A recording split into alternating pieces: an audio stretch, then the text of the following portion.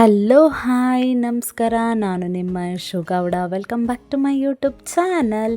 ಎಲ್ಲರೂ ಹೇಗಿದ್ದೀರಾ? ಚೆನ್ನಾಗಿದ್ದೀರಾ ಅಂತ ಭಾವಿಸ್ತೀನಿ. ಇವತ್ತು ನಾನು ನಿಮ್ಗೊಂದೊಳ್ಳೆ ರೆಸಿಪಿ ಹೇಳ್ಕೊಡ್ತೀನಿ. ಅದು ಬೇರೆ ಏನೂ ಅಲ್ಲ ಗೈಸ್, ಒಳ್ಳೆ ಇಂಟರ್ನ್ಯಾಷನಲ್ ಫುಡ್ಡು ಕೊಕೊನಟ್ ರೈಸು, ಅಂದರೆ ತೆಂಗಿನಕಾಯಿ ಚಿತ್ರಾನ್ನ. ಬ್ಯಾಚುಲರ್ಸ್ಗಂತೂ ಇದನ್ನು ಟ್ರೈ ಮಾಡಿದ್ರೆ ಮತ್ತೆ ಮತ್ತೆ ಇದನ್ನೇ ಮಾಡ್ಕೊಂಡು ತಿಂತಾರೆ, ಅಷ್ಟು ಚೆನ್ನಾಗಿರುತ್ತೆ. ಲಂಚ್ ಬಾಕ್ಸ್ಗಂತೂ ಇದು ಒಳ್ಳೆ ರೆಸಿಪಿ, ಬೇಗ ಆಗುವಂಥದ್ದು. ಮಿಸ್ ಮಾಡಿದೆ ನೀವು ಇದನ್ನು ಟ್ರೈ ಮಾಡಲೇಬೇಕು.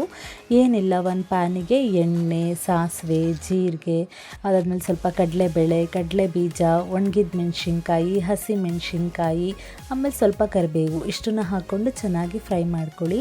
ಈರುಳ್ಳಿ, ಟೊಮೆಟೊ ಏನೂ ಬೇಡ ಗೈಸ್, ಬರೀ ಇಷ್ಟರಲ್ಲೇ ಸಕ್ಕತ್ತಾಗಿರುತ್ತೆ. ಇಷ್ಟೇ ಸಾಕು. ಇದನ್ನು ಹಾಕ್ಕೊಂಡು ಚೆನ್ನಾಗಿ ಫ್ರೈ ಮಾಡ್ಕೊಳ್ಳಿ. ಅದಾದಮೇಲೆ ರುಚಿಗೆ ತಕ್ಕಷ್ಟು ಉಪ್ಪು, ಅರಿಶಿನ ಪುಡಿ ಹಾಕ್ಕೊಂಡು ಚೆನ್ನಾಗಿ ಫ್ರೈ ಮಾಡ್ಕೊಳ್ಳಿ. ಗೋಡಂಬಿ ಬಂದುಬಿಟ್ಟು ಆಪ್ಷನಲ್ಲು, ನಾನೊಂದು 4 ಇತ್ತಲ್ಲ ಅಂದ್ಬಿಟ್ಟು ಹಾಕ್ಕೊಂಡೆ. ಇದ್ರೆ ಹಾಕ್ಕೊಳ್ಳಿ, ಇಲ್ಲ ಅಂದರೆ ಬೇಡ. ಸೊ ಅದಾದಮೇಲೆ ಒಂದು ಸ್ವಲ್ಪ ನಿಂಬೆಹಣ್ಣು ರಸನೂ ಕೂಡ ಹಾಕ್ಕೊಳ್ಳಿ. ಆಮೇಲೆ ಇದಂತೂ ಮೇಯ್ನು, ತೆಂಗಿನಕಾಯಿನ ತುರ್ಕೊಳ್ಳೋಕ್ಕಿಂತ ಕಟ್ ಮಾಡಿಬಿಟ್ಟು ಮಿಕ್ಸಿಲಿ ಹಾಕ್ಕೊಂಡು ರುಬ್ಕೊಂಡೆ ನುಣ್ಣಗೆ ರುಬ್ಬುತ್ತೆ, ತಿನ್ನೋಕ್ಕೂ ಕೂಡ ಚೆನ್ನಾಗಿರುತ್ತೆ. ಸೊ ಮಿಕ್ಸಿಲಿ ಹಾಕ್ಕೊಂಡು ರುಬ್ಕೊಂಡೇ ಹಾಕ್ಕೊಂಡು ಚೆನ್ನಾಗಿ ಮಿಕ್ಸ್ ಮಾಡ್ಕೊಳ್ಳಿ. ನೀವೇ ನೋಡಿ ಎಷ್ಟು ಚೆನ್ನಾಗಾಗಿದೆ ಅಂತ.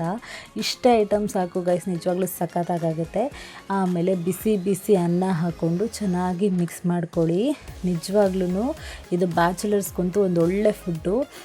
ಯಾವ ಥರ ಆಗುತ್ತೆ ಅಂದರೆ, ದೇವಸ್ಥಾನದಲ್ಲಿ ಪ್ರಸಾದ ಕೊಡ್ತಾರೆ ಗೊತ್ತಾ, ಸೇಮ್ ಅದೇ ಥರ ಆಗುತ್ತೆ ಗೈಸ್. ಆಮೇಲೆ ನಾನು ಸೇಮ್ ಇದೇ ಥರ ಟೇಸ್ಟನ್ನು ವಿಜಯನಗರ ಫುಡ್ ಸ್ಟ್ರೀಟಲ್ಲಿ ತಿಂದಿದ್ದೆ. ನಿಜವಾಗ್ಲೂ ಸೇಮ್ ಅದೇ ಥರ ಇತ್ತು, ಸಕ್ಕತ್ತಾಗಿತ್ತು.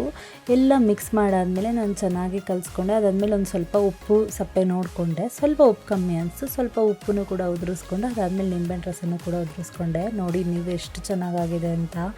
ಮಿಸ್ ಮಾಡಿದೆ, ಇದನ್ನು ನೀವು ಟ್ರೈ ಮಾಡಲೇಬೇಕು. ಓಕೆನಾ? ವಿಡಿಯೋ ಇಷ್ಟ ಆಗಿದ್ದರೆ ಲೈಕ್ ಮಾಡಿ, ಶೇರ್ ಮಾಡಿ, ಕಮೆಂಟ್ ಮಾಡಿ, ಸಬ್ಸ್ಕ್ರೈಬ್ ಮಾಡ್ಕೊಳ್ಳಿ. ಹೀಗೆ ನನಗೆ ಸಪೋರ್ಟ್ ಮಾಡಿ. Thank you so much guys.